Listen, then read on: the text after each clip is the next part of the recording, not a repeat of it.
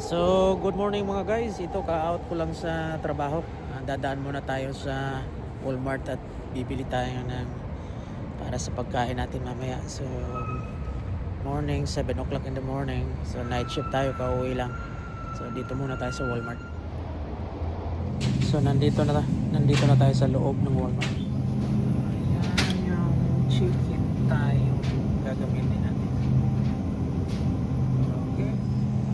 So, ito na ang gagamitin natin. So, pauwi na tayo. Nakabili na tayo ng ano natin gagamitin. Ayan, yung partner natin. So, ito mga guys. Fast forward na tayo. Galing na tayo kanina sa market. So, nakabili na tayo ng chicken. So, matagal-tagal na rin na hindi ako nakapag-upload ng cooking tutorial video. But anyway, this is only a basic cooking tutorial video. I-share ko lang ito sa inyo kung paano medyo i-improve o paano medyo magiging yummy yung chicken. So, ang ginamit natin dito sa, nasabi ko na nga kanina, is chicken thigh ito. So, ito, tinanggalan ko na ito ng buto. So, I take out already the bones. So, hindi ko na pinakita ang lahat kung paano tinanggal ko yung buto. Kasi, baka magsawa kayo. Sasabihin ng tagal naman, baka i-scroll nyo ang video. So, by the way guys, bago tayo magpatuloy, bago ko ito ituloy-tuloy, ako po ay, gaya ng dati, humihingi ako sa inyo ng isang subscribe, like, and share. Doon sa mga hindi pa nakapag-subscribe sa YouTube channel ko. At doon din sa mga nakapag-subscribe na, please watch my video and don't forget to share, like, and wag na rin nyo i-skip yung mga ads kasi yun ang nakakatulong sa akin. So, itong mga ingredients natin, papakita ko sa inyo. Ayan. Okay. Lemongrass. Yep. Approximately 1 tablespoon. By the way guys, yung chicken natin is 1.5 kilos. Yeah.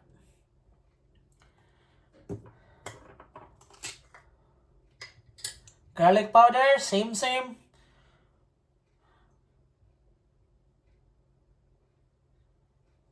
1 teaspoon.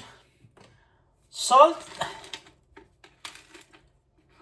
So, ang accurate ng salt sa 1.5 kilos na manok, nasa mga 2 teaspoon lang. It's a pandipin sa taste nyo. Pero yung accurate talaga is 2 teaspoon lang. Okay?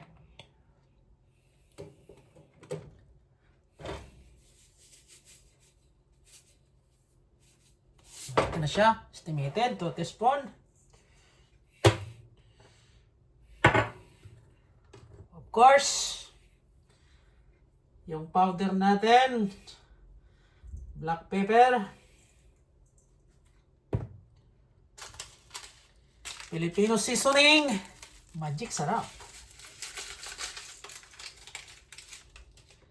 And of course, ito ang medyo level up natin kasi yung iba basta na lang asinan, lagyan ng paminta, ano dyan, bawang. So, hindi na ginagamitan ng lemon. So, para medyo level up yung pagluto natin, level up yung lasa, lagyan natin ng lemon. Okay? Huwag yung masyadong sobra ha. Ayan.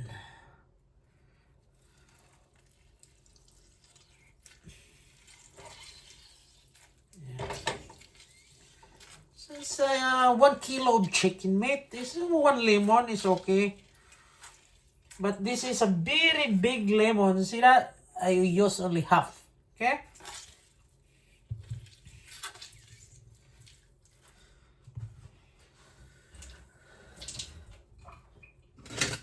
And then, mikos-mikos na.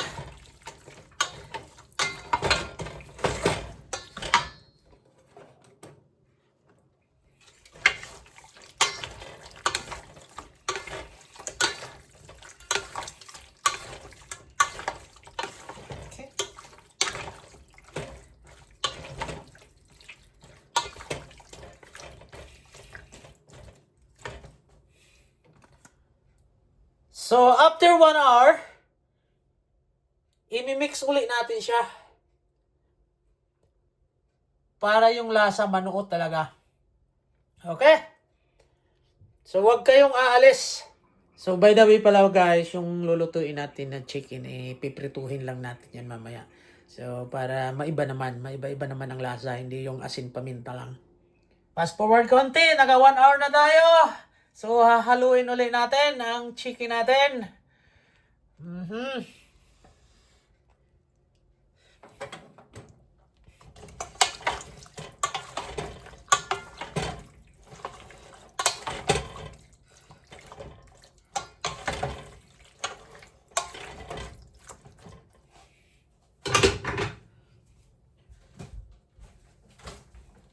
And then, takpan natin ng plastic.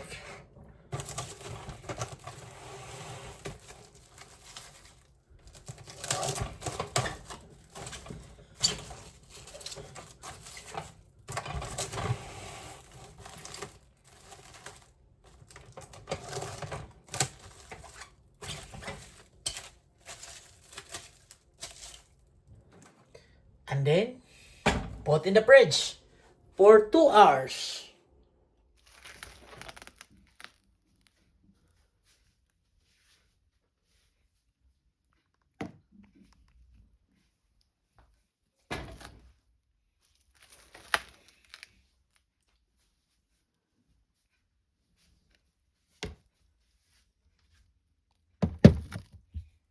Yan, for 2 hours. Pero kung hindi kayo nagmamadali, mas maigi yun, mas maganda pa nga kung overnight.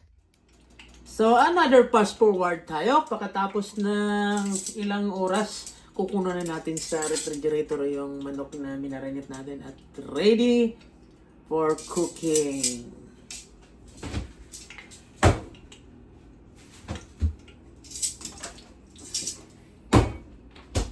Here we go!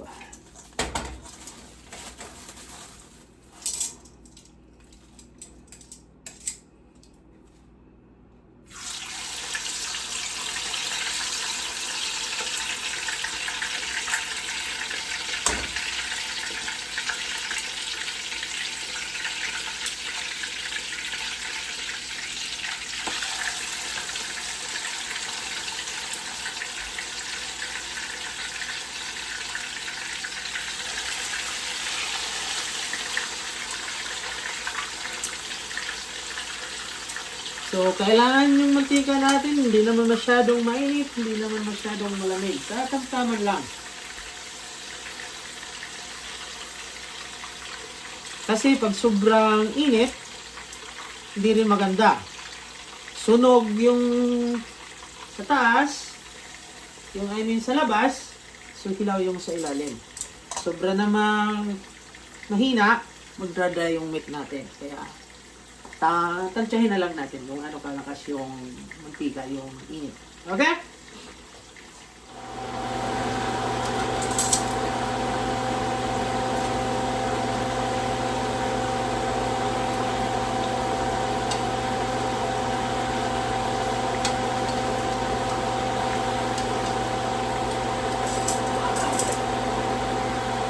Yum, yum.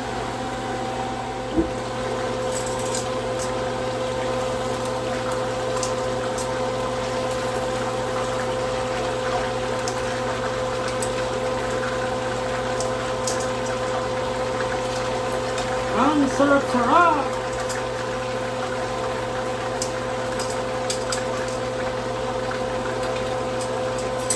Alright! Luto na yung first batch natin!